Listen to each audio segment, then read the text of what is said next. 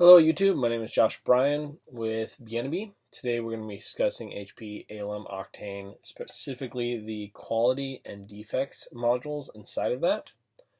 So without further ado, let's hop on in. So here we are. We are inside the quality module here. We have different entities here. These are all tests, different types of tests with the MT and the GT and TS. By clicking here, diving in, this is the detail or the steps. These are the details. This is a manual runner. And we have relations here with different entities this way. We have the steps. We can change the view of the steps here. Now one thing that is different, the layout is obviously different than the traditional ALM, but they have these validation steps. And this is more akin to automation. So you go through the steps and then you run into these validation steps. These are the things that you actually need to validate to pass or fail the test. Now, as a best practice, all tests should have some sort of validation step. That is what you're actually running the test to show. It's either going to pass or fail this. If you don't have a validation step or something you're trying to validate with your test, then you're not running your test correctly. They have add call step. This is akin to the ALM feature of call to test.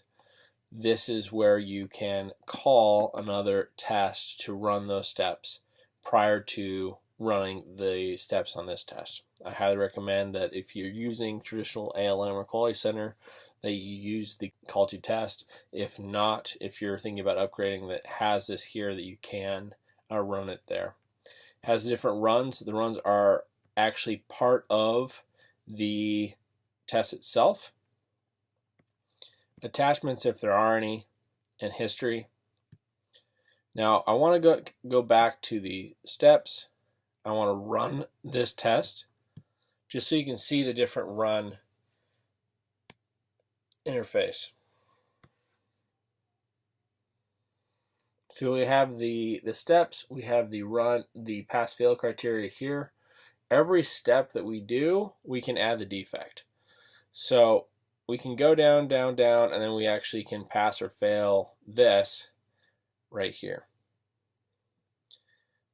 We can click on it and put the actual results, or we can just click and say pass, pass, and be done. Okay, so that's a test run. It's a little bit different, the interface, but it's something to be aware of. I do like the relations where you can see everything and how it all works. Zoom out a little bit. There we go. Okay, details similar to the traditional details inside of ALM. It does have the tags here. You can, of course, switch different entities, different tests here by going through. So that's something to be aware of. The back button. Now, something that I do like is you have different sorting and features abilities. So we have over here, we have application models. As we go down and select different things, it's going to filter based on the tests that are associated with these different application models. So that's something we can also search by the tags and releases and everything to really drill in and see the entities that we want to see. We can, of course, change the view here. We can see the progress of the runs there, which is very good. So I want to go through the steps of creating a new test just so you can see. So I'm just going to name this new test. Test type. We have acceptance, end-to-end, regression, insanity. I'm just going to leave it end-to-end. Covered content. This is where we can associate it with something. I'll just point it to the, and as you notice, these are checkboxes. So what that means is that I can assign a test to multiple different user stories or features or what have you.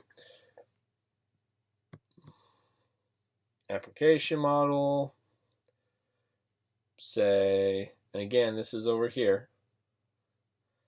I'll just split messaging. Say okay. Estimated duration, I'm not going to add anything. Oh, up here. So we have manual test, test suite, and the Gherkin test. So those are, again, we can add tags, new test, and add tags across. Click add. And there we go. We just created a new test. It doesn't have any runs. We can dive into it and start creating the runs and creating the steps and everything as we want. So hopefully that all makes sense. Now let's hop over to the defects. Now again, we have the defects as part of the quality, obviously, because it's part of QA. And they're assigned here. We can filter if we want. We can filter by urgent or what have you.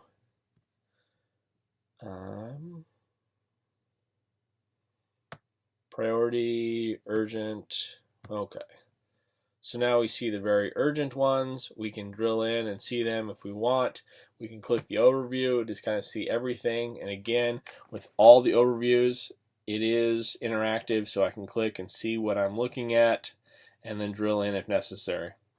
So this is the quality. We also have just the defects themselves.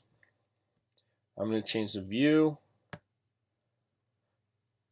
This is very similar to the view inside the quality, but this is specifically for the people who are only dealing with the defects to live inside this world. So that again was a view of HP ALM Octane, the quality and the defects modules. If you like this video, feel free to like and subscribe. If you have any questions about this or any of our other videos, feel free to reach out. You can reach us at info@bnb.com. Thanks so much. Bye.